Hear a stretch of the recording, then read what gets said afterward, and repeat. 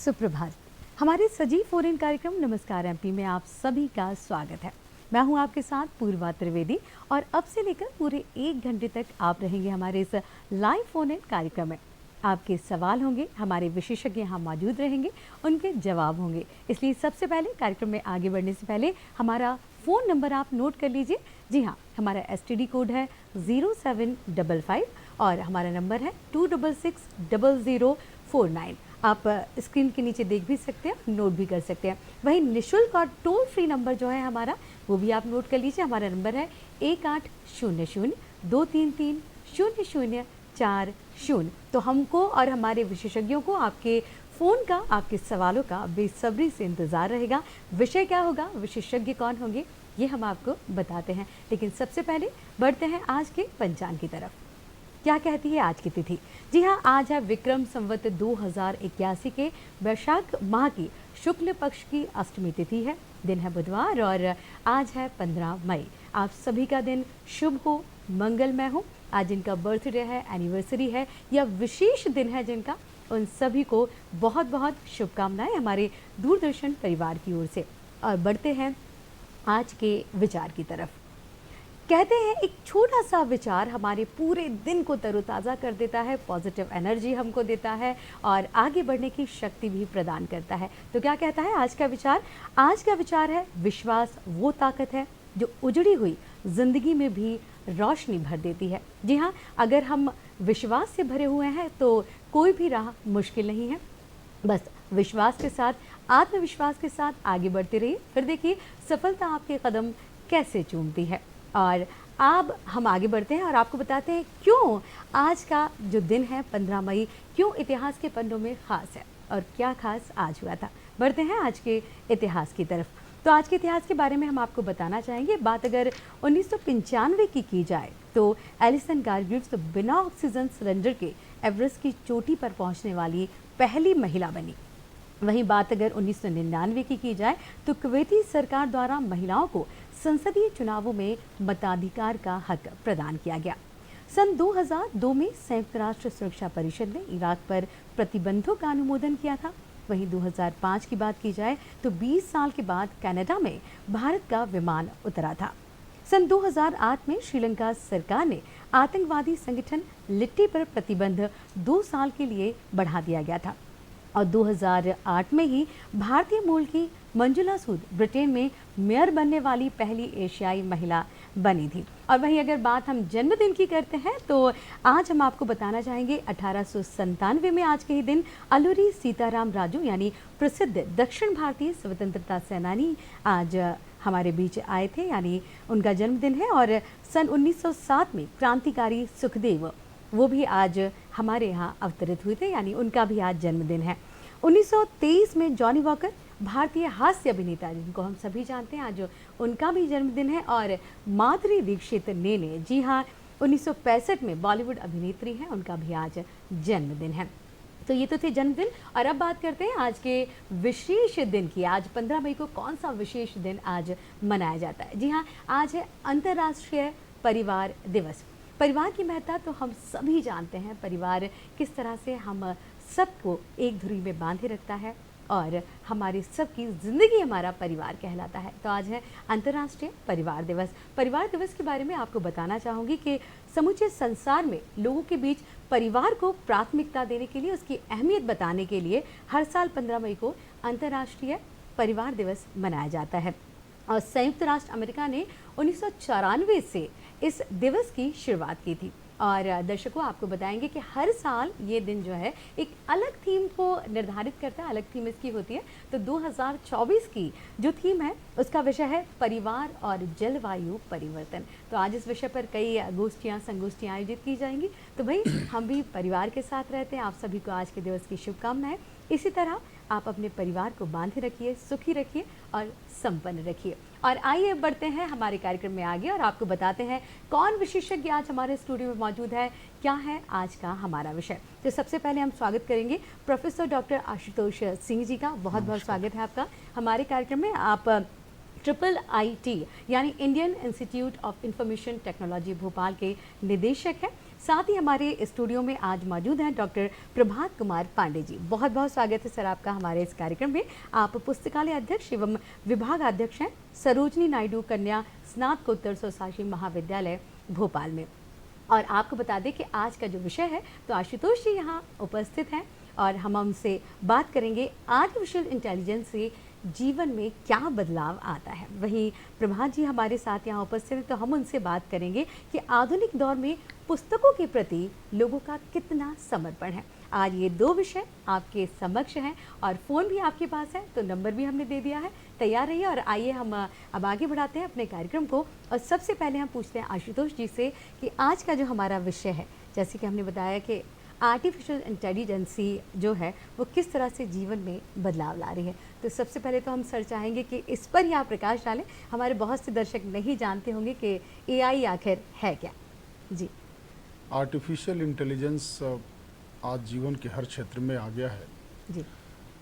इसकी शुरुआत अमेरिका में जॉन मैकार्थी नाम के एक प्रोफेसर थे। सबसे पहले उन्होंने इस शब्द का प्रयोग किया आर्टिफिशियल इंटेलिजेंस। और इसका हिंदी में जो शाब्दिक अर्थ है वो कृत्रिम बौद्धिकता। जी। हम कृत्रिम रूप से मशीन को, कंप्यूटर है, रोबोटिक्स है, उसको हम कैसे एक इंटेलिजेंस उसके अंदर डाल सकते हैं। और लगभग 1950 के दशक में एक प्रयोग हुआ था, एलन ट्यूरिंग ने एक प्रयोग किया था। वो पहला प्रयोग आर्टिफिशियल इंटेलिजेंस की दुनिया में माना जाता है, जिसमें दीवार के उस साइड उन्होंने एक मशीन रखी और सामने एक आदमी को रख करके और 5 मिनट तक वो आदमी समझ नहीं पाया कि मैं मशीन से बात कर रहा हूँ कि आदमी से बात कर रहा हूँ। तो उन्होंने अनुमान लगाया कि हो सकता है कि कुछ दशक के बाद मशीन इतना इंटेलिजेंस हो जाए कि या तो आदमी के इंटेलिजेंसी को मनुष्य के इंटेलिजेंसी के बराबर हो जाए या उसको क्रॉस कर जाए।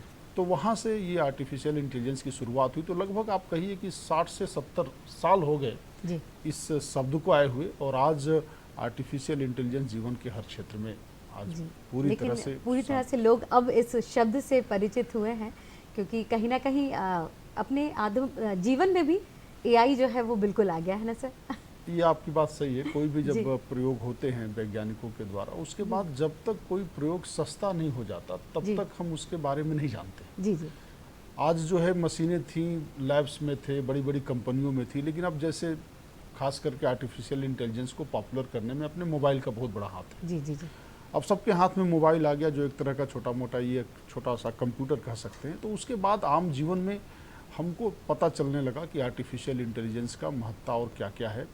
लेकिन वैज्ञानिकों ने इसकी शुरुआत बहुत पहले से कर दी थी। जी। चलिए, और इसके बारे में हम आगे आपसे जानेंगे। प्रभात जी, आपसे जानना चाहेंगे, आप पुस्तकों की दुनिया के कह सकते हैं बिल्कुल अच्छी तरह से जुड़े हुए हैं। पुस्तकालय के अध्यक्ष हैं आप, विभाग अध्यक्ष हैं, उसके बाद बहुत सारी जगह आपका कनेक्शन है, लाइब्रेरी से आप जुड़े हुए हैं। सबसे पहले हम जानना चाहेंगे आपसे आपके ही बारे में। जी, मैं जैसा कि आपने बताया कि सरोजनी नायडू शासकीय कन्या स्नातकोत्तर स्वशासी महाविद्यालय में लाइब्रेरियन और विभाग अध्यक्ष के साथ साथ मध्य प्रदेश लाइब्रेरी एसोसिएशन का अध्यक्ष भी हूँ।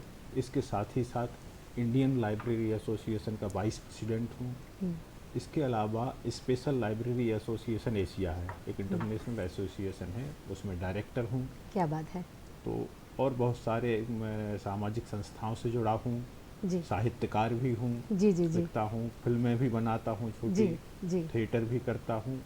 इस तरह से थोड़ा थोड़ा काम में करता रहे। जी, तो दर्शकों, मल्टी टैलेंटेड यहाँ पर्सनालिटी हमारे बीच उपस्थित है। तो अगर आप फ़ोन करेंगे तो जैसा कि आप प्रभात जी ने बताया, तो आप अपने सवाल उनसे रिलेटेड पूछ सकते हैं। प्रभात जी, बात पुस्तकों की निकली है। आजकल जैसा कि सर यहाँ बैठे हुए, आधुनिक दौर और AI का दौर है, इन्फॉर्मेशन का दौर है और इंटरनेट का दौर है। इस समय में पुस्तकों की जो वैल्यू है, कीमत है, प्रासंगिकता है, वो कितनी रह गई है? बिल्कुल, निश्चित रूप से आधुनिक दौर ने या इंफॉर्मेशन टेक्नोलॉजी ने या मोबाइल टेक्नोलॉजी ने या जैसा सर ने बताया एआई ने पुस्तकों को, जैसे भौतिक पुस्तकें हम बात जी, कर रहे जी, हैं, जी। भौतिक पुस्तकों को निश्चित रूप से प्रभावित किया है। लेकिन एआई ने और मोबाइल ने कहीं ना कहीं इसका एक्सपांसन भी किया है। ई लाइब्रेरी के आने से आप कोविड का पीरियड आप देखेंगे जी। तो सारी लाइब्रेरी जिन्हें रिमोट एक्सेस के माध्यम से घर में बैठे लोगों को अपने रिसोर्सेज दिए। अच्छा। हाँ, जी। वीडियो कॉन्फ्रेंसिंग और वीडियो लेक्चर्स के थ्रू फ्री ऑफ कास्ट, बिल्कुल जी, जी, जी। निःशुल्क पुस्तक और जर्नल्स और पत्रिकाओं की सेवा प्रदान की। बहुत सारे, चाहे नेशनल इंस्टीट्यूट हों, चाहे जी। स्टेट इंस्टीट्यूट हों, जी। चाहे पब्लिक लाइब्रेरीज हों, सभी ने उस दौर में सेवाएं की। जी। और आज जो चैलेंज है आईटी का, इसलिए चैलेंज से पुस्तकों की उपयोगिता बढ़ी है। जी। आज हम किंडल में पुस्तकें पढ़ रहे हैं। भौतिक पुस्तकों की उपयोगिता कभी कम नहीं हुई। आज साल भर में 1 लाख पुस्तकें छपती हैं जी। और लगातार उनके रीडर्स भी बढ़ रहे हैं। बढ़ रहे हैं। जी। बिल्कुल। जी, कहीं न कहीं युवाओं का कहते हैं कि कनेक्शन थोड़ा-सा पुस्तकों के प्रति कम होता जा रहा है, क्योंकि आधुनिक दौर के यही इंटरनेट वगैरह की सुविधा के कारण। तो इसके बारे में भी हम आपसे जी, जानना चाहेंगे। बिल्कुल, निश्चित रूप से युवाओं में भौतिक पुस्तकों के प्रति तो रुझान कम हुआ है। जी। लेकिन कहीं मैं एक स्टडी देख रहा था, तो वहाँ जो हमारे वेद हैं, पुराण हैं जी। या धार्मिक ग्रंथ, अन्य पुरातन ग्रंथ हैं, उनमें युवाओं के प्रति जन जागृति बढ़ी है। जी, जी, जी। और किंडल में और इस सब में, ई लाइब्रेरी में आज सारा आपके मोबाइल के ऊपर है। मोबाइल के अभी ऊपर। पहले हमको जी। पुस्तकालय जाना होता था, जी। तब जाके हम पुस्तक पढ़ पाते थे। जी, जी। लेकिन आज हम मोबाइल में पढ़ पा रहे हैं, किंडल में पढ़ पा रहे हैं। तो युवाओं के प्रति रुझान कम हुआ है, मैं ऐसा नहीं मानता। अच्छा। युवाओं के प्रति रुझान बढ़ा है। हाँ, पुस्तकों की चॉइस हो सकती है उनकी, जी, जी, जी। लेकिन निश्चित रूप से इसने, ई लाइब्रेरी ने, आप देखिए जब एटीएम आया था तो एटीएम के समय लोगों को बड़ी परेशानी होती थी, लेकिन बैंक लोगों के पास गए, जी। कभी मान लो बंद हो जाता था, उन्होंने कहा नहीं, हम आपके पास आएंगे। तो कोई सेवा, कोई चेंज होता है, जी। चेंज होता है तो निश्चित रूप से हमें बेहतरी के लिए स्वीकार करना होगा। और आज ई लाइब्रेरी का कंसेप्ट है, तो ई लाइब्रेरी को लोगों के पास जाना होगा। जी, बिल्कुल। और कहीं न कहीं ये आशुतोष जी, टेक्नोलॉजी के बढ़ते कदम भी हैं, जिस तरह की सुविधाएं भी हम जो है प्राप्त कर पा रहे हैं। जी। जी। आपसे जानना चाहूँगी, आधुनिक समाज में एआई को लेकर बहुत सारी चुनौतियाँ भी मौजूद हैं, चाहे नकारात्मक बोल दीजिए, सकारात्मक बोल दीजिए, या समाज पर इसका किस तरह से नकारात्मक प्रभाव के बारे में हम जानना चाहेंगे कि पड़ रहा है अभी। देखिए, समाज में जो नकारात्मक प्रभाव एआई का आप बोल रहे जी। हैं, उसमें क्या है कि कोई भी जब तकनीकी आती है ना, तो आर्टिफिशियल इंटेलिजेंस ही नहीं, दुनिया का कोई भी आविष्कार बिना नकारात्मक प्रभाव के नहीं हुआ है, इसको मानना पड़ेगा। उस नकारात्मकता से हम कैसे नए तरीके से लड़ सकते हैं, उसके लिए हम करते हैं काम। अब जैसे कि आप मान लीजिए कि एक उदाहरण के तौर पे आज डीप फेक वीडियो है। जी, जी। अब मैं इसको अगर समझना है तो आप फेक वीडियोस तो आते ही थे पहले, जी, उसमें क्या है जी। कि आवाज़ आपकी है, चेहरा मेरा है, जी, जी। इस तरह से करके। तो डीप फेक वीडियो इसलिए कहते हैं क्योंकि आर्टिफिशियल इंटेलिजेंस की एक नई तकनीकी है जिसको हम डीप मशीन लर्निंग कहते हैं। जी। वो थोड़ा सा ज़्यादा उसकी एक्यूरेसी है, तो उस हिसाब से हम वीडियो को तोड़फोड़ करके और उसमें हम कुछ आवाज़ें डाल करके भेजते हैं। अभी हमने कुछ पिछले चुनाव में, अभी इसी चुनाव में देखा, जो जी, जी, जी। एक जी, कई बहुत तरह बड़े से देश के deepfake नेता का videos जो है, बयान कुछ जी, इस तरह से बिल्कुल। तोड़ के फेंका गया बिल्कुल, बिल्कुल। और फिर मार्केट में आया। लेकिन वो जो इस तरह की चीज़ें हैं, उससे बचाव के लिए भी साधन है। आप किसी भी वीडियो को, किसी भी ऑडियो को, किसी भी पिक्चर को, किसी भी डेटा को अगर आप चेक करना चाहते हैं कि ये सही है कि गलत है, उसके लिए भी साइंटिस्टों ने टूल्स ला करके डाल दिए हैं आपके मोबाइल में। अच्छा। आप हर कुछ चेक करके आप आगे कर सकते हैं। जी। तो मैं नकारात्मक रूप से तो इसको बहुत ज़्यादा नहीं देखता, और उसके साथ चलना सीखना होगा। आर्टिफिशियल इंटेलिजेंस के साथ जब हमारी बहुत सारे क्षेत्र में हमारा काम चल रहा है, जैसे कृषि के क्षेत्र में, विज्ञान के क्षेत्र में, स्वास्थ्य के क्षेत्र में, एजुकेशन के क्षेत्र में, डिफेंस के क्षेत्र में, अब तो कई बार कहना पड़ता है कि आर्टिफिशियल इंटेलिजेंस कहाँ नहीं है। जी, मतलब वैश्विक तौर पर भी वैश्विक बहुत तौर से, बदलाव और आया है। ये जो जी। बदलाव पूरी दुनिया में हो रहा है, उसके साथ हमको चलना सीखना होगा, और ये मान करके कि कोई भी तकनीकी सिर्फ लाभ के साथ नहीं आती है, उसके साथ कुछ नकारात्मक पहलू भी होते हैं, बिल्कुल। और उस नकारात्मक पहलू से हम जितनी जल्दी सीख लेंगे उतना अच्छा रहेगा। जी बिल्कुल सही कहा आपने, हमारे विवेक के ऊपर ही निर्भर करता है कि किस तरह से हम उन चीज़ों को आगे ग्रहण करते हैं और क्या उसका उपयोग करते हैं। अभी हर जगह जैसे आपने बात की शिक्षा के क्षेत्र में, स्वास्थ्य के क्षेत्र में एआई का बहुत ज़्यादा महत्व हो गया है। तो ऐसे कौन कौन से ऐसे क्षेत्र हैं जो बहुत ज़्यादा प्रोग्रेस कर रहे हैं एआई के कारण? अब देखिए, इस पे जो है हम लोग जैसे कि एआई में मशीन को इंटेलिजेंट बनाते हैं, जी तो इंटेलिजेंट मशीन ऐसे बनती है जैसे हम उसको ट्रेन करते हैं। जैसे एक बच्चा है, वो बच्चा अगर भारत का बच्चा है तो हिंदी में बात करता है, जापान का बच्चा है तो जापानीज में बात करता जी है। उसको हम कैसे ट्रेन करते हैं, ऐसे ही एक मशीन है, उस मशीन को हम नए नए एल्गोरिथम से हम ट्रेन करते हैं। जी अब हम किसी भी विषय में, अब जैसे कि मान लीजिए हम मेडिकल सेक्टर में जाते हैं, आज क्या है कि हमारे पास कई बार ऐसे रिसोर्सेज नहीं है जो हम मेडिकल फैसिलिटी दे सकें, तो लोग अमेरिका जाते हैं। जी अब क्या है कि अमेरिका से बैठ करके रोबोटिक सर्जरी हो सकती है, वो भी अच्छा। एक आर्टिफिशियल इंटेलिजेंस का आप कह सकते हैं जी कि डॉक्टर वहाँ बैठा है, आप यहाँ पे काम कर सकते हैं। बिल्कुल। इसके बाद जो कृषि का क्षेत्र है, कृषि में आप देखिए करीब करीब एक कृषि वैज्ञानिक का मैं सुन रहा था, लगभग 60% पैदावार खराब हो जाती है। हमको नहीं पता, हमारे एक प्लांट है बगल में, दूसरे प्लांट को बीमारी लग गई, उस प्लांट को बीमारी नहीं लगी, ऐसा होता है। बिल्कुल अब उसमें क्या है कि अब जब हम आर्टिफिशियल इंटेलिजेंस उसमें लगाते हैं तो एक एक पौधे के बारे में हम डेटा कलेक्ट कर सकते हैं, जी और उसके बाद हम उसको क्या प्रिकॉशन लेना है, क्या दवा देनी है, उसको कर सकते हैं। अभी जो भारत ने पिछले कुछ साल पहले जो सर्जिकल स्ट्राइक की थी पाकिस्तान में जाके, तो सबसे पहले वहाँ का डेटा हमने ड्रोन से लिया था। अच्छा। और वो ड्रोन बनाने वाला हमें गर्व के साथ कहना पड़ा, मध्य प्रदेश के इंदौर का लड़का था। क्या बात तो पहले हम ड्रोन से, तो सेना सैनिक लाइक डिफेंस के क्षेत्र में, जी तो कोई भी क्षेत्र आर्टिफिशियल इंटेलिजेंस से अधूरा नहीं रह गया है। और इसमें उसकी एफिशिएंसी कैसे बढ़ती है, उसके पीछे जी वो कौन सा एल्गोरिथम लगाएं जिससे वो सीख सके, इसमें मशीन लर्निंग लगाना का बहुत बड़ा एक बैकबोन है। क्योंकि हम इंटेलिजेंट तभी बनते हैं जब हमारे अंदर कुछ सीखने की क्षमता हो। बिल्कुल। अब जैसे कि मशीन है, आप ऑटोमेटेड कार की बात करिए, जैसे हमने कार को ऑटोमेटेड किया तो एक एल्गोरिथम ये बनाया कि अगर हम 5 सेंटीमीटर तक दबाते हैं तो 5 मीटर पे गाड़ी जाके रुक जाती है। बिल्कुल। ये हमने एल्गोरिथम बना दिया। अब उसमें लर्निंग कैसे हुआ, अगर बरसात हो रही है तो उसने 5 सेंटीमीटर पे दबाया लेकिन कार जाके 6 मीटर पे रुकी, तो मशीन ने लर्न ये किया कि जब बरसात होगी तो हमको 5 सेंटीमीटर नहीं, 5 सेंटीमीटर से ज़्यादा फोर्स ज़्यादा करनी है। force, हाँ। तो इस तरह से हमारी मशीन हम इन्वायरमेंट को देख करके जी और वो लर्न कर रही है, उस तरह के एल्गोरिथम्स को हम डाल रहे हैं। और डेली, मतलब आजकल तो लगभग पिछले 4-5 सालों जी, में मशीन लर्निंग की नई नई तकनीकी ट्रेन करने के लिए आ रही है। बिल्कुल। इसलिए जिस भी क्षेत्र में हम डेटा को ट्रेन कर सके, जैसे कृषि के क्षेत्र में कृषि वैज्ञानिक के साथ बैठ के ट्रेन कर सके, जी। लाइब्रेरी में हमें क्या करना है लाइब्रेरी के माध्यम से ट्रेन कर सके, तो हमारी मशीन कहीं पे भी हम इसको आर्टिफिशियल इंटेलिजेंस को अप्लाई कर सकते हैं। जी, यानी अभी कहा जाए तो हर एक क्षेत्र जो है एआई उसमें आ गया है, अछूता नहीं है उसके बिना।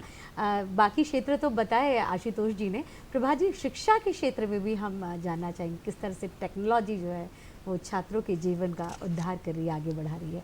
जी जी निश्चित रूप से टेक्नोलॉजी ने बिल्कुल जैसा कि एआई के बारे में बताया आशुतोष जी ने, ये हर क्षेत्र में आ गई है। इसी तरह टेक्नोलॉजी शिक्षा के हर क्षेत्र में, चाहे वीडियो लेक्चर की बात करिए, अभी जैसे मैं बात कर रहा था कोरोना टाइम की, लेकिन अब उसने जो वीडियो लेक्चर का बच्चों के स्कूल में देखिए, स्कूल में हो रहा है, हायर एजुकेशन में इन सब का इस्तेमाल हो रहा है। और जैसा बशीर बद्र ने कहा है, डिग्रियां तो तालीम की रसीदें हैं यारो, ज्ञान तो वो है जो किरदार से झलके। क्या बात है, बहुत ही बढ़िया। तो निश्चित रूप से ज्ञान जो हम प्राप्त कर रहे हैं, शिक्षा किसी भी माध्यम से प्राप्त करें, चाहे आप आईटी से करें या फिजिकली करें, लेकिन ज्ञान महत्वपूर्ण है। ज्ञान महत्वपूर्ण है। ज्ञान जी बिल्कुल सही बात है। और उसका उपयोग करके बच्चे आगे भी बढ़ रहे हैं और नई नई सुविधाएं भी उनको उसके कारण या इजी भी हो गई है, शिक्षा भी इजी हो गई है। बहुत ज़्यादा प्रभाव जो है टेक्नोलॉजी का इसमें आया है। बिल्कुल निश्चित रूप से आज सारा कुछ ऑनलाइन है, ओपन एक्सेस में सारा मटेरियल है। आज ओपन एक्सेस का ज़माना है, एवरीथिंग इज ओपन। बिल्कुल जो सही पहले कहा आपने। 20 साल पहले होता था, किताबों में था, लोगों को लाइब्रेरी जा रहे कई बार नहीं मिलती थी, जी 2 ही किताब मिल रही है या वो 2 किताब है लाइब्रेरी में जी तो आपको नहीं मिल पा रही है। हाँ। लेकिन आज ओपन एक्सेस पर आप कंप्यूटर में, मोबाइल में, लैपटॉप में, घर सभी बैठे मिल जाए, गांव जी में, शहर बिल्कुल में जहाँ चाहे उसको एक्सेस कर सकते जी। हैं। अब उसका रिस्ट्रिक्शन नहीं है। बहुत सारी लाइब्रेरीज ने, जैसे हमारा NDLI की बात करें, national digital library of India ने जी। स्कूल से लेकर हायर एजुकेशन के मेरे ख्याल में 50 लाख से ज़्यादा रिसोर्सेज अच्छा हाँ ऑनलाइन जी। अवेलेबल हैं। आप उसको फ्री ऑफ कास्ट एक्सेस कर सकते हैं और जो भी इंस्टीट्यूशन है उसका जी। एक्सेस ले सकते हैं। क्या बात है, मतलब उस दिशा में भी लोग जो है आगे बढ़ते जा रहे हैं। प्रभात जी, ये तो हो गई जानकारियाँ, लेकिन हम चाहेंगे हमारे दर्शकों को आपकी एक छोटी सी कविता भी सुनाई जाए। जरूर। जी जैसा हम मोबाइल और पुस्तक प्रेम और मोबाइल जी उसको लेकर मैं शुरू करता हूँ। जी, स्वागत है। मोबाइल की दुनिया में उलझे लोग, पल पल में यूं रंग बदलते लोग, चमकती स्क्रीन, रंग बिरंगे चलचित्र, करते हैं हर पल इस मन को चकित। पुस्तकें अब खामोश हो गई, जैसे सजावट की चीज हो गई हैं। वो कागज की सरसराहट, वो खुशबू मोबाइल के शोर में खत्म हो गई। क्या बात है। पहले प्यार सभी किताबों से करते थे, कहानियों में खुद को महसूस करते थे, लफ्जों में एहसास की खुशबू भीनी भीनी अब मोबाइल के टच में है कितनी। जी कभी कोने में बैठे प्यार से पन्ने पलटते थे, आज सुबह हो या शाम हर पल ऐप बदलते हैं। क्या बात है। आज सुबह हो या शाम हर पल ऐप बदलते हैं, अपनी आसपास की दुनिया से अनजान हैं। FB पर विदेशों से बना रहे पहचान है। बहुत बढ़िया। पल पल में बदलता है हर नजारा, मोबाइल बन गया है दोस्त हमारा। जी ले आया है दुनिया को पास में, जोड़ सकते हैं सबको साथ में। पुस्तक प्रेम मोबाइल की चमक, दोनों में है अपनी अपनी दमक। जी सामंजस्य का बस एक है खेल, बनाए समझ से दोनों में तालमेल। सामंजस्य का बस है एक खेल, बनाए समझ से दोनों में तालमेल। पढ़ें किताब, बढ़ाएं ज्ञान, मोबाइल से ना रहें अनजान। दोनों रखें अलग अलग स्थान, उपयोग करें इनका समय को पहचान। बहुत ही बढ़िया। मतलब प्रभात जी, आपकी कविता ने बहुत अच्छा, आशुतोष जी कहीं ना कहीं मैसेज भी बहुत अच्छा दिया है सभी को कि हर एक चीज़ की एक अपनी महत्ता होती है जिसको हमको बनाए रखना चाहिए। अभी हमारे साथ नेहा जी जुड़ चुकी हैं फरीदाबाद यूपी से। बहुत बहुत स्वागत है नेहा जी आपका हमारे कार्यक्रम में। Hello hello. हाँ नेहा जी, आप सुन पा रहे हैं हमें? हाँ जी जी बताइए, क्या पूछना चाह रहे हैं आप? हाँ, पहले मैं सब गण को नमस्ते कहती हूँ। और मेरा क्वेश्चन सर से ये है कि आर्टिफिशियल इंटेलिजेंस है, वो स्टूडेंट्स के लिए कौन कौन से ऐसे कोर्सेज है ट्वेल्थ के बाद अगर वो करना चाहे, जिसका फ्यूचर में बहुत ज़्यादा उनको स्कोप मिलेगा अपने करियर बनाने के लिए, ऐसी कौन कौन सी कोर्सेज?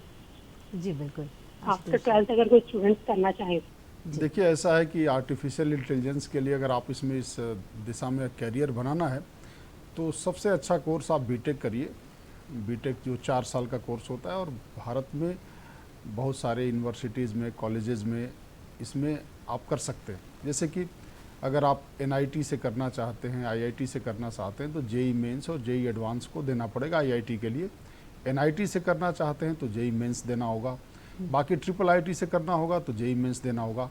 तो एक JEE मेंस के थ्रू अगर आप जाएंगे तो अच्छे कॉलेजेज आपको 4 साल की डिग्री आपको बीटेक आप आर्टिफिशियल इंटेलिजेंस में कर सकते हैं। उसके बाद आपका करियर बहुत अच्छे से, बहुत सारे आज जॉब अपॉर्चुनिटीज़ पूरे देश में बीटेक कोर्सेज करने के बाद आज मिल रहे हैं। अगर आप बीटेक नहीं कर पा रहे हैं, आपने कहीं बीटेक में कोई और ब्रांच लिए हैं और फिर आप मास्टर करना चाहते हैं तो 1 साल 2 साल के मास्टर के कोर्सेज हैं, भारत में भी हैं, दुनिया में भी हैं, जो आप 1 से लेकर के 2 साल के मास्टर के कोर्सेज हैं आर्टिफिशियल इंटेलिजेंस में, उसको करके आप करियर बना सकते हैं। अगर आपके पास बीटेक करने का इतना समय नहीं है तो आप 2-2 साल के डिप्लोमा भी आर्टिफिशियल इंटेलिजेंस में बहुत सारे कॉलेजेस, यूनिवर्सिटीज़ देश की करा रहे हैं। उसमें जल्दी 2 साल में आपका कोर्स करके अपना करियर शुरू कर सकते हैं। तो ये बहुत सारी अपॉर्चुनिटीज़ है। सो शॉर्ट में मैं आपको बोल दूं, अगर आप डिप्लोमा करना चाहते हैं, आप डिग्री लेना चाहते हैं, या पोस्ट ग्रेजुएट करना चाहते हैं, या पोस्ट ग्रेजुएट डिप्लोमा करना चाहते हैं, या कुछ हद तक अगर आप इसको रिसर्च लेवल तक भी ले जाना चाहते हैं, तो ये सारे कोर्सेज देश और विदेश दोनों जगह उपलब्ध हैं। बिल्कुल। तो नेहा जी, आपको आपके सवाल का जवाब मिल गया है निश्चित रूप से। और जो हमारे दर्शक सुन रहे हैं वो भी अगर इस क्षेत्र में आगे जाना चाहते हैं, डिग्री या डिप्लोमा लेना चाहते हैं, एआई की फील्ड में अपना करियर बनाना चाहते हैं, तो वो भी आशुतोष जी की बात से सहमत होकर आगे बढ़ेंगे और इस कोर्सेज को चुनेंगे। आशुतोष जी, इसी बात को अगर हम विस्तार से बात की जाए कि कभी कभी हमारी डिग्री पूरी हो जाती है किसी और सब्जेक्ट से, लेकिन बाद में हमको रुचि होती है कि हमें इस क्षेत्र में आना है, तो क्या किसी अन्य सब्जेक्ट के साथ भी हम एआई को लेकर आगे बढ़ सकते हैं? देखिए, अभी जो भारत में नेशनल एजुकेशन पॉलिसी NEP 2020 आई, उस नई शिक्षा नीति के ये मूल में था कि हम इंटरडिसिप्लिनरी कोर्सेज लेके आते हैं।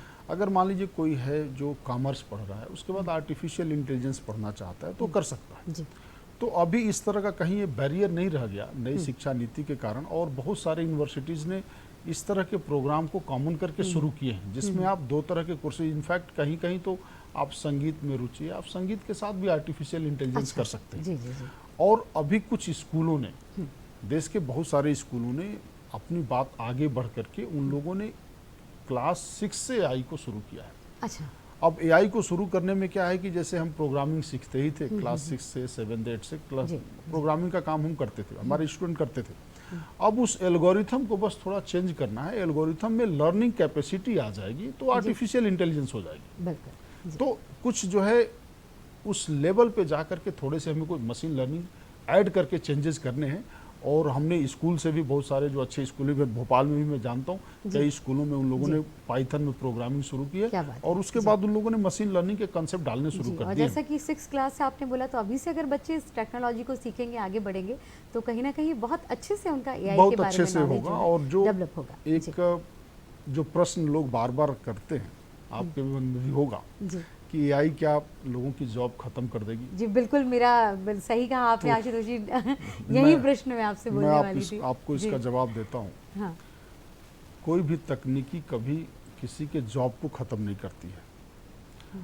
आप याद करिए, जब पुराने 70, 60, 70, 80 के दशक में जब सिनेमा बनते थे, उस समय स्टंटमैन्स होते थे, और आज स्टंटमैन्स नहीं है।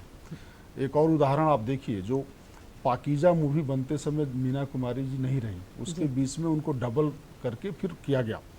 हमेशा इस तरह की तकनीकी का प्रयोग हुआ है, वो भी एक तरह का इंटेलिजेंस था। अब चूंकि ये मशीन के ऊपर हम अप्लाई कर रहे हैं, तो क्या है कि व्यक्ति जब कोई तकनीकी आती है तो मानव का स्वभाव है, पूरी दुनिया में आप कहीं भी देखें, वो ज़्यादा से ज़्यादा काम करना चाहता है। जब उसको मशीन सपोर्ट करने लगती है, तो मैं आज 8 घंटे में अगर हमारा आउटपुट है, अगर हम मशीन के साथ करते हैं तो हमारा आउटपुट डबल हो सकता है, ट्रिपल हो सकता है, हम और से और ज़्यादा काम कर सकते हैं। और जब हम ज़्यादा काम करते हैं तो ऑफ कोर्स हमारे फाइनेंस का इम्पैक्ट बहुत ज़्यादा पड़ता है। आज आप बहुत सारे इस दुनिया में स्थितियां ऐसी हैं कि कुछ जगह हम जा नहीं सके।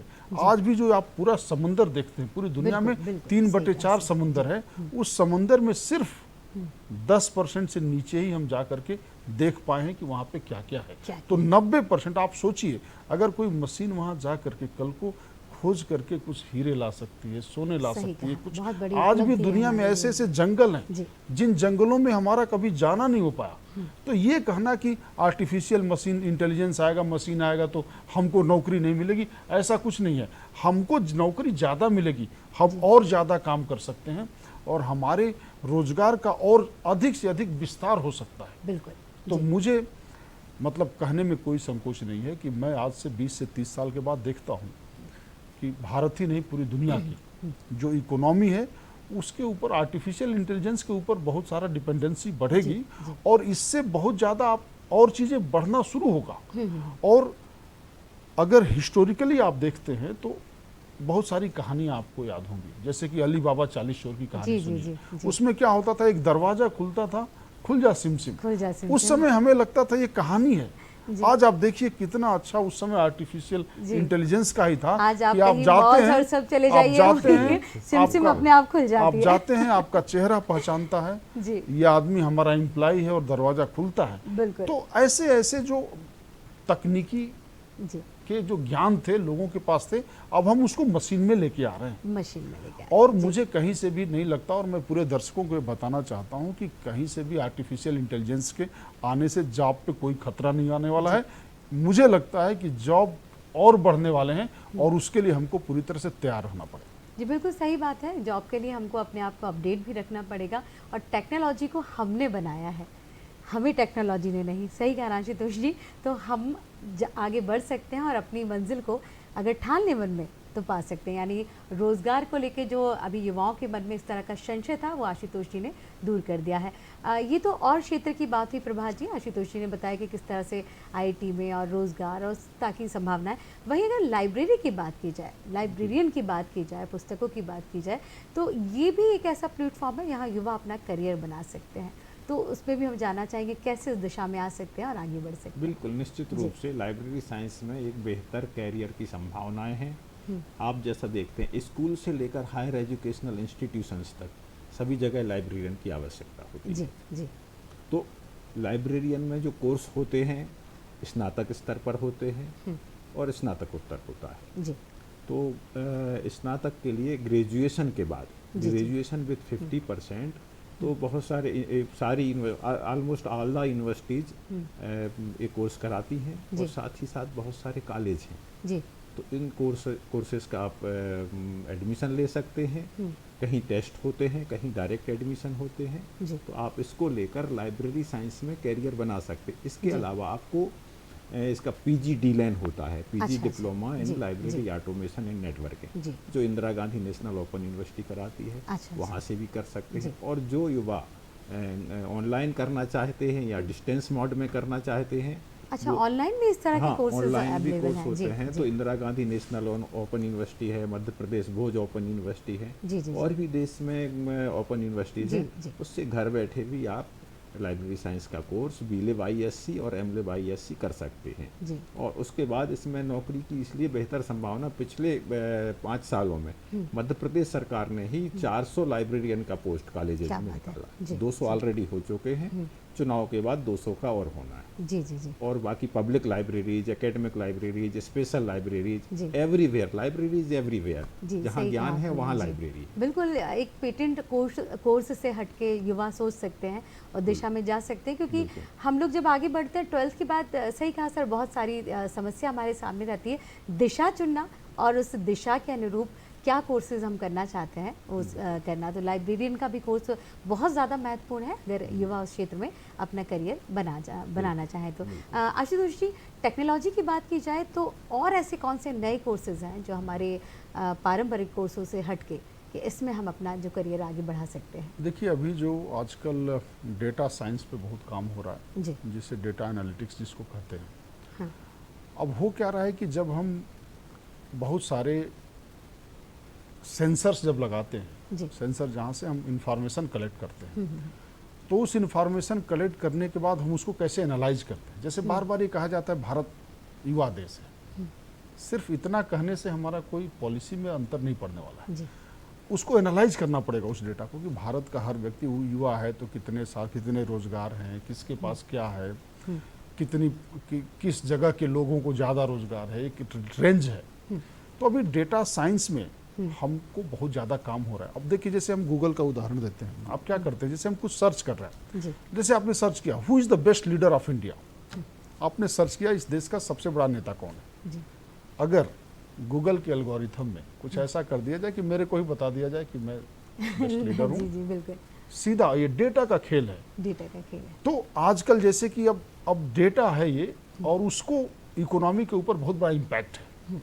और आप डेटा जो नंबर से 0 to 9 से लेकर के वो एक तरह का जो है, आज आप समझिए कि पैसा है। जिसके पास जितना ज़्यादा डेटा है, आज भारत के पास सबसे ज़्यादा जनसंख्या जी। है, तो सबसे ज़्यादा डेटा भारत का। आप सोचिए, अगर 130 करोड़ लोग किसी कंपनी को ये बताने लग जाएं कि ये कंपनी बहुत अच्छी है, बहुत अच्छी है, क्या बात है। जी तो बिल्कुल सही कहा ऑटोमेटिकली वो आपने। सर्चिंग पे सबसे ऊपर आ सबसे ऊपर आ जाएगी। जाएगी, तो जी। जो एक डेटा एनालिसिस हो, bachelor of data science, diploma in data science, जी, जी, जी। इसमें बहुत सारा काम हो रहा है, क्योंकि जब निर्णय लेना पड़ेगा जी, तो आपको उसको एनालिसिस करने के लिए एक इंटेलिजेंस लेवल चाहिए। जी। तो जैसे हम बोलते हैं, जैसे विज्ञान जो आपने कहा पुस्तकों का, अब ये पुस्तकें हो गई, ये हमको इसको हम बोलते हैं कि ये इंफॉर्मेशन है। इस इंफॉर्मेशन के बाद बहुत सारा लेयर है, और लेयर पे जाके विजडम आती है। जी, जी। अब विजडम तो तब आती है, पहले हम तो पढ़ लिए, हमको समझ नहीं आया, फिर उसके बाद इंफॉर्मेशन के बाद बहुत सारे लेयर आएगी, और जब हम डिसीजन तब लेते हैं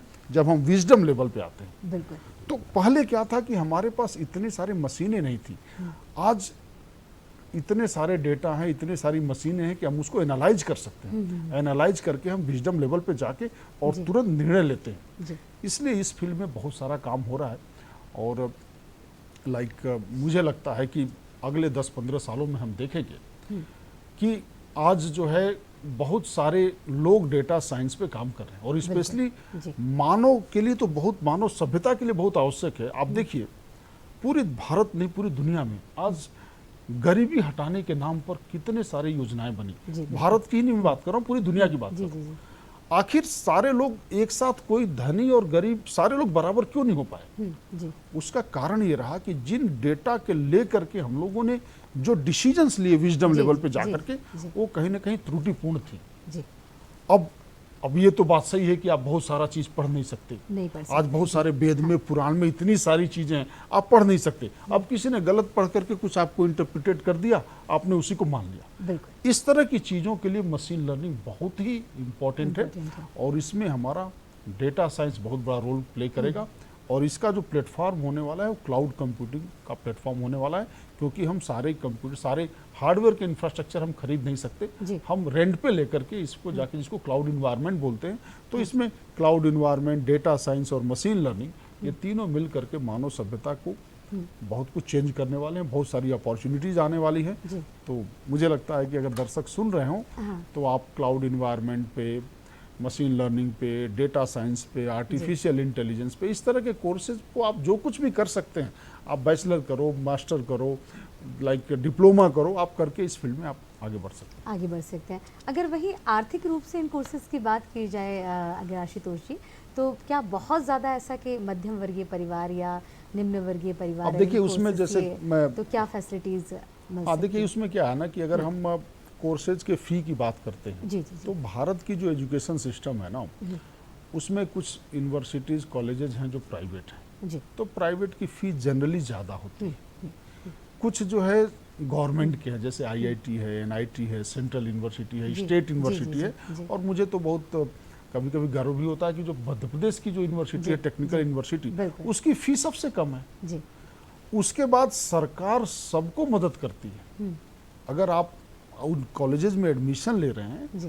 तो उसके बाद सरकार की आप स्कॉलरशिप ले सकते हैं। अच्छा, अच्छा। और इसमें इन कोर्सेज में सबसे बड़ी बात है, जो आज हम कुछ भारत के हिस्से की बात करते हैं, जैसे कि लाइक आंध्रा, पंजाब, कुछ हिस्से में जी, गार्डियंस कनाडा, अमेरिका अपने बच्चों को भेज के करोड़ों रुपए खर्च करके पढ़ाते हैं, बैंक से लोन लेके पढ़ाते हैं, क्योंकि वो जानते हैं कि पढ़ने के बाद 2 साल के अंदर ही उनका पैसा रिटर्न हो जाएगा। जी, बिल्कुल। तो ये कोर्सेज हैं, ठीक है, मध्यम वर्गीय के लिए थोड़ा सा महंगा पड़ेगा, लेकिन अगर आपको जॉब की अपॉर्चुनिटी है, जी, जी, बिल्कुल। तो आप मतलब जो भी आपका खर्चा होगा, आप 1 साल के अंदर जी, आपका बिल्कुल, वापस आ एजुकेशन जाए। लोन हाँ, तो वगैरह भी एजुकेशन इस तरह लोन से लेकर के, सब, और जी। स्कॉलरशिप बहुत सारी, सरकार वो की मिल बहुत रही है, सारी जी, जी, स्कीम्स जी, हैं। जी, जी, तो जी। हमारे यहाँ तो जितने भी बच्चे आते हैं, कभी किसी ने इकोनॉमिकल रूप से कोई उसको दिक्कत नहीं हुआ, बस गार्डियंस का ये रहता है कि सर नौकरी मिल जाएगी ना। तो जैसे हमारे IIIT भोपाल में है कि हमारा 100% प्लेसमेंट है, तो जो भी बच्चा आता है वो पढ़ करके, अभी हम 4 कोर्सेज आर्टिस्ट पे शुरू कर रहे जी। हैं। तो अगर एम्प्लॉयमेंट है, जी, तो कोर्स पे खर्च करने में गार्जियंस को और स्टूडेंट्स को कोई दिक्कत नहीं है। समस्या तब पैदा होती है जब हमने पढ़ाई कर लिया, पढ़ाई पे खर्च कर लिया, और हमारे जी। को रोजगार के अवसर नहीं है। जी, जी, बिल्कुल। तो जो भी इस तरह की जब रोजगार के अवसर हैं, तो एक मध्यम वर्गीय परिवार भी अपनी व्यवस्था कहीं से करके और वो आ सकता है। ठीक है, खर्च के मामले में इन शॉर्ट में बता सकता हूँ कि हर तरह के कॉलेजेस हैं, महंगे वाले भी हैं, सस्ते बिल्कुल, वाले बिल्कुल, भी हैं, डिपेंड करता जितना है, निर्भर आपकी करता है क्षमता कि है। जिस तरह से आप उसमें आगे बढ़ और सकते हैं, इन सीख कॉलेजेस सकते में एडमिशंस भी सब टेस्ट के थ्रू होने हैं। जी जी जी जेई मेंस इसका सबसे बड़ा बैकबोन है। बिल्कुल। तो आपका जितना मार्क्स होगा उसी के हिसाब से आपको कॉलेज मिल रहा है। जी बिल्कुल। अगर आपने बहुत अच्छा मार्क्स ले लिया, आपको आईआईटी मिल गई एडवांस की, जी। बहुत कम खर्च में पढ़ लेंगे। जी। अगर आपके रैंक बहुत खराब है तो फिर कुछ प्राइवेट यूनिवर्सिटी में जाना पड़ेगा, तो आपको ज़्यादा पैसे देने पड़ेंगे। जी जी जी, यानी आपके ऊपर भी निर्भर करता है आपके दर्शकों ऊपर। कि हम किस तरह से मेहनत हाँ, करते हैं और उस दिशा में आगे बढ़ते हैं। अभी प्रभा जी वेकेशंस का टाइम चल रहा है, छुट्टियां चल रही हैं, बच्चे वैसे तो आउटडोर और इंडोर बहुत सारे गेम्स के प्रति आकर्षित तो रहते हैं, वहीं अगर उनको पुस्तक से जुड़ना चाहें, लाइब्रेरी से जुड़ना चाहें, तो उसकी क्या एज होती है और किस तरह से उसकी सदस्यता ग्रहण कर सकते हैं ताकि बच्चे भी इससे जुड़ सकें? बिल्कुल, निश्चित रूप से पहली बात तो पब्लिक लाइब्रेरीज हैं। यहाँ हाँ। भोपाल की बात करें जी जी जी तो स्वामी विवेकानंद लाइब्रेरी जी है, जी उनके पास भी चाइल्ड कलेक्शन है। और IIM, IIT जैसे संस्थान भी जी।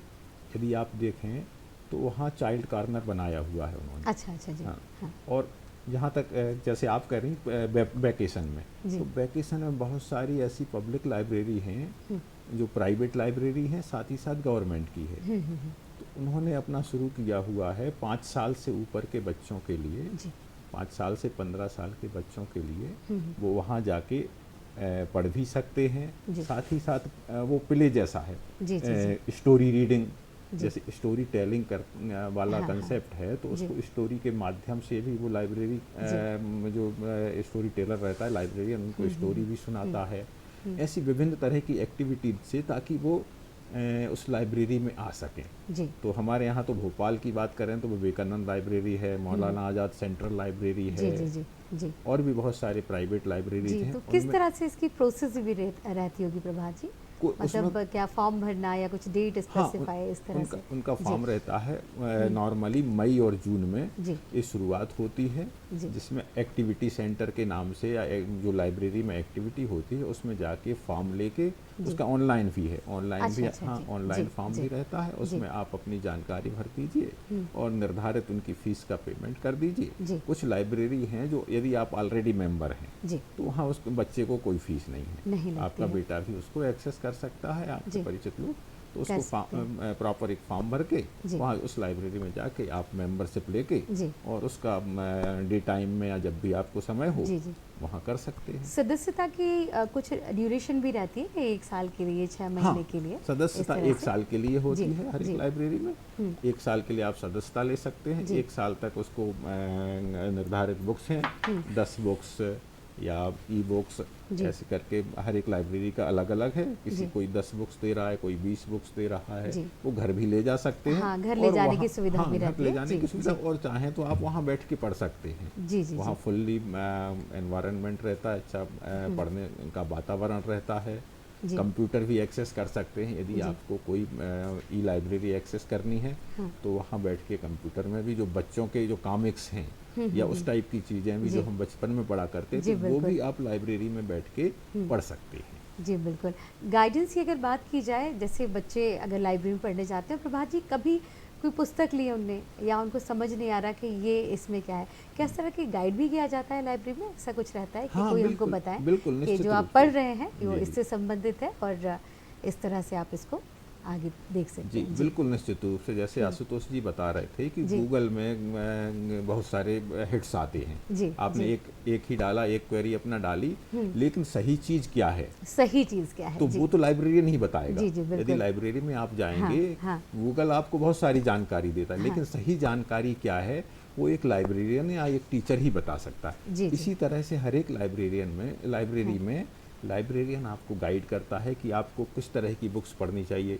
यदि आपको धार्मिक पुस्तकों का शौक है जी। तो वो भी कॉमिक्स के रूप में है। जी, जी, आप अच्छा। रामचरितमानस का भी डिफरेंट बचपन, उनका राम जी का बचपन, हाँ, हाँ। उनका फिर कैसे किया, जी। उन्होंने आगे कैसे गए, कैसे रावण का संहार किया, ये सारा छोटी छोटी उनके छोटे छोटे दृष्टांत के माध्यम से वो भी किया है। और यदि आप अन्य तरह के कॉमिक्स पढ़ना जी, चाहते जी, हैं, जी, जी, तो वो भी वहाँ बीरबल, available होते हैं। अकबर बीरबल जी, जी, जी। वाली कहानियाँ, जी, सब सारी चीज़ें, लेकिन आपके ऊपर। और यदि आप कोर्स बुक्स भी पढ़ना चाहते हैं जी, तो तो कोर्स वो भी बुक्स वहाँ वो भी अवेलेबल रहती available हैं। जी, यानी जो हमारे बच्चे हैं अपनी छुट्टियों का भरपूर फ़ायदा उठा सकते हैं, लाइब्रेरी जा सकते हैं, अपनी नॉलेज को भी बढ़ा सकते हैं, शिक्षा से भी बिल्कुल। जुड़े अभी रह सकते हैं। रिसेंटली उनको कहानी, साथ ही साथ लाइब्रेरी ये भी कर रही हैं जी। अब कहानी कैसे लिखी जाए। अच्छा। बच्चे जी। कहानी कैसे, बहुत सारे अभी स्वामी विवेकानंद में हम लोगों हाँ। ने कराया था एक जी। वर्कशॉप जी, कि जी। कहानी कैसे लिखें। हाँ। तो बहुत से बच्चे जो 5th क्लास या 6th क्लास के बच्चे हैं, बहुत अच्छी कहानियाँ और कविताएं लिख रहे हैं। जी, जी, जी। हम लोगों से अच्छा जी। लिख रहे हैं। यानी लेखन के प्रति भी बच्चों का लेखन के रुझान प्रति भी बढ़ेगा रुझान इससे बढ़ और- रहा है। जी। इसके साथ साथ लाइब्रेरी में थिएटर की गतिविधियां भी कराई जाती हैं। अच्छा। जी। ड्राइंग भी कराया जाता है। जी। ड्राइंग में भी बच्चे का इंटरेस्ट है तो जी। ड्राइंग कंपटीशन या ड्राइंग क्लासेस भी हम करते हैं, तो जो भी बच्चों में टैलेंट है जी। वो बाहर आ सके। तो अभी उसकी डेट्स वगैरह कुछ अवेलेबल होगी प्रभा जी, या निकल चुकी है? मतलब अभी अगर हमारे दर्शक जुड़ना चाहें इन एक्टिविटीज से? बिल्कुल, निश्चित रूप से अभी डेट है। अभी तो जी। मई शुरू हुआ है, तो हाँ। आप निकट की लाइब्रेरी में जा सकते हैं। हम्म। और बहुत सारे कला केंद्र भी हैं हम्म। जो प्राइवेट लाइब्रेरी चला रहे हैं। वहाँ भी जाके इस तरह की एक्टिविटी में आप भाग ले सकते हैं। अभी जून तक चलता है ये, मोस्ट अच्छा, प्रोबेबली जी, जी। वैकेशन के दौरान। जी। तो आप अभी लेट नहीं हुए हैं, आप अभी तुरंत जाके अपने बेटे को, भतीजे को जो भी बच्चा हाँ, आपके जी, घर जी, में जी। है उसको जाके। और इसके साथ ही साथ अभी मैं देख रहा हूँ कुछ लोगों ने संस्कार केंद्र भी शुरू किए हैं। अच्छा। कई जी। बार हम जैसे जा रहे थे, जो आधुनिकता की बात कर रहे थे हम, जी, जी। तो आधुनिकता की दौड़ में हम अपने कहीं संस्कारों को पीछे छोड़ते जा रहे थे। बहुत बढ़िया, तो बहुत अच्छी पहल है आशुतोष जी ये तो। सही बात। संस्कार तो को लेकर इस संस्कारों पे काम करना। की जी। जानकारी के लिए भी क्लासेस शुरू होती हैं। अच्छा, सुबह अच्छा। 8 से 10 अलग अलग एरियाज में लगती हैं। तो बच्चे चाहें तो वहाँ भी जा सकते हैं। जी। और यानी वहाँ बहुत आजकल अच्छी चीजें आजकल बच्चे एक नई ग्रहण चीज़ कर भी हुई सकते है, हैं। जी। Women library.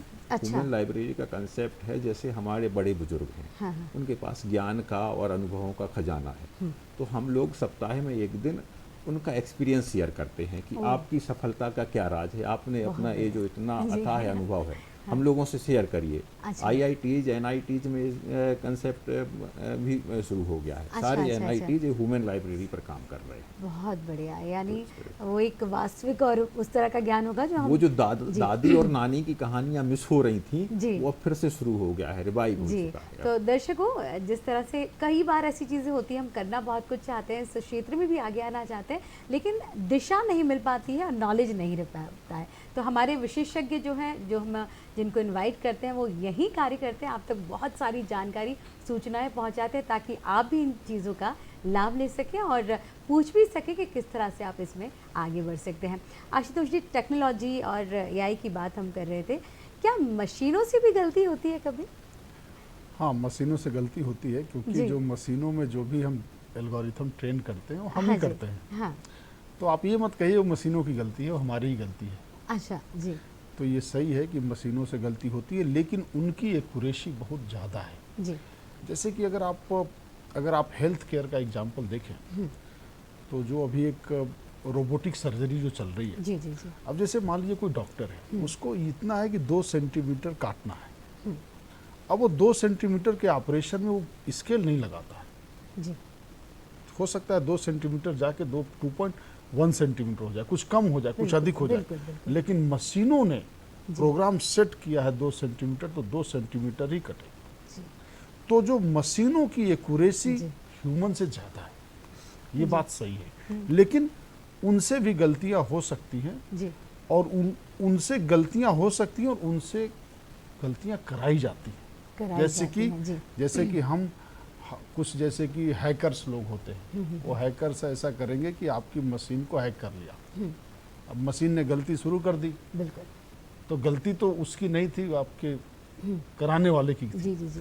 तो एक्यूरेसी पे स्टिल अभी काम हो रहा है। हम 100% एक्यूरेसी पे अभी मशीनें नहीं पहुंच पाई जी। हैं। तो ये हमेशा मान के चलना चाहिए कि मशीनों से भी गलतियां संभव है, लेकिन मानव के रिस्पेक्ट में बहुत कम चांस है, जी। कि मानव के रिस्पेक्ट में कम चांस है कि उनसे गलतियां हो सकती गलतियां हो सकती हैं।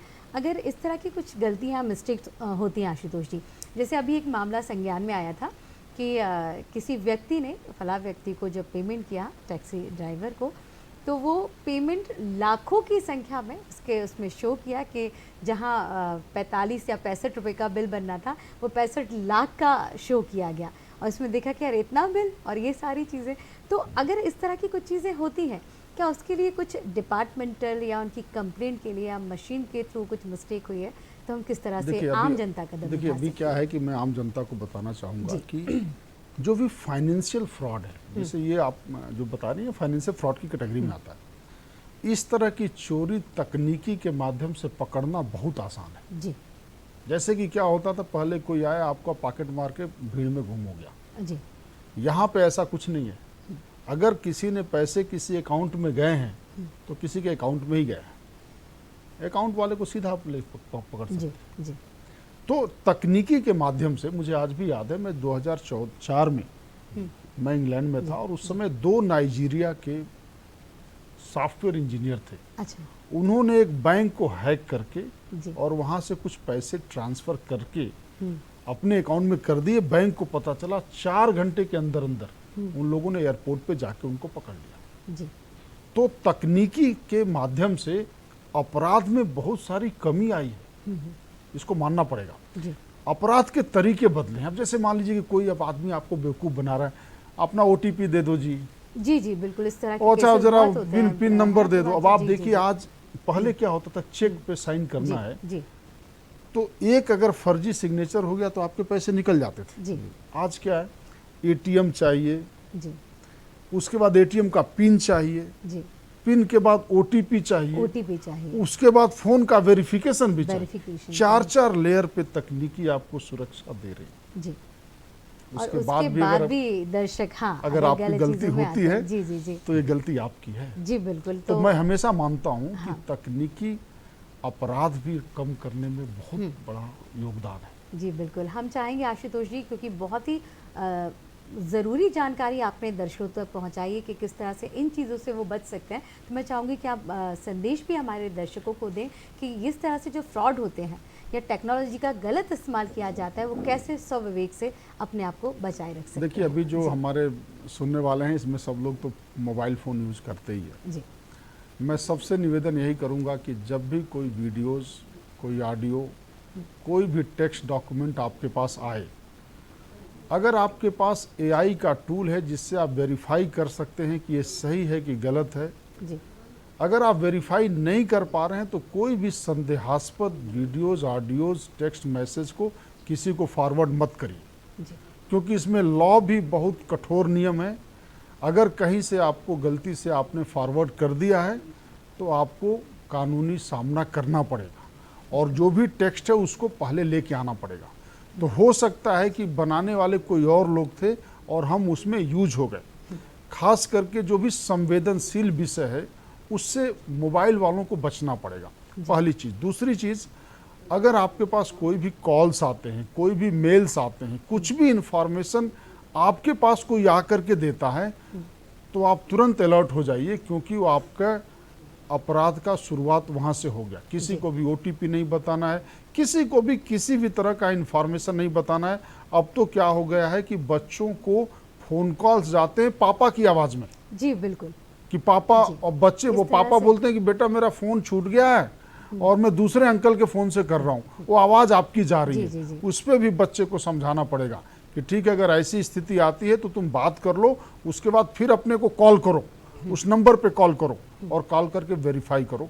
और ये सब अगर थोड़ी थोड़ी सावधानियां किया जाए जी तो हम इससे बच सकते हैं। और इसमें कहीं से भी कोई ऐसा नहीं है कि आर्टिफिशियल इंटेलिजेंस या तकनीकी के कारण ऐसा हो रहा है। पहले जी। भी अपराध तरह तरह से होते थे, तरह बस थोड़ा सा तरीका जी, बदला है। तरीका तो बदल अगर गया हम है लोग इस उसका। तरह जी। से छोटी छोटी चीज़ों को सीख सकें, एक जी। जब हम अवेयरनेस कर सकें तो हम काफ़ी चीज़ों को बचा सकते हैं।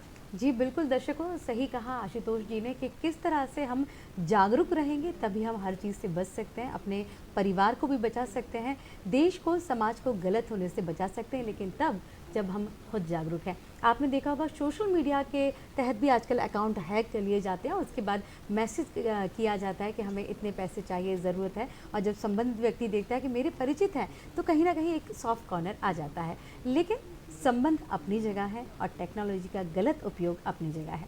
आप भी जागरूक रहिए और इस तरह से अगर कभी आपके समक्ष इस तरह की परेशानी आती है तो आप भी अपने विवेक से काम लीजिए, पूरी तरह से उसे वेरीफाई कीजिए, उसके बाद ही आगे बढ़िए। तो आज जो है प्रभात जी ने बहुत अच्छी जानकारी दी कि किस तरह से बच्चे भी बड़े भी लाइब्रेरी से जुड़ सकते हैं, पुस्तकों के प्रति अपने प्रेम को दिखा सकते हैं और बहुत सारी चीज़ें सीख सकते हैं। वहीं एआई के बारे में हमने आपको बहुत सारी इन्फॉर्मेशन आशुतोष जी के माध्यम से दी। तो इस कार्यक्रम में आज इतना ही। आप जुड़े रहिए हमारे साथ और पूरे 7 दिन बने रहिए हमारे साथ। नमस्कार एमपी देखते रहिए। आज इस कार्यक्रम से आप सभी को, हमारे मेहमानों को बहुत बहुत नमस्कार और आप सभी को भी इस कार्यक्रम से नमस्कार। आपका दिन शुभ हो, मंगलमय हो।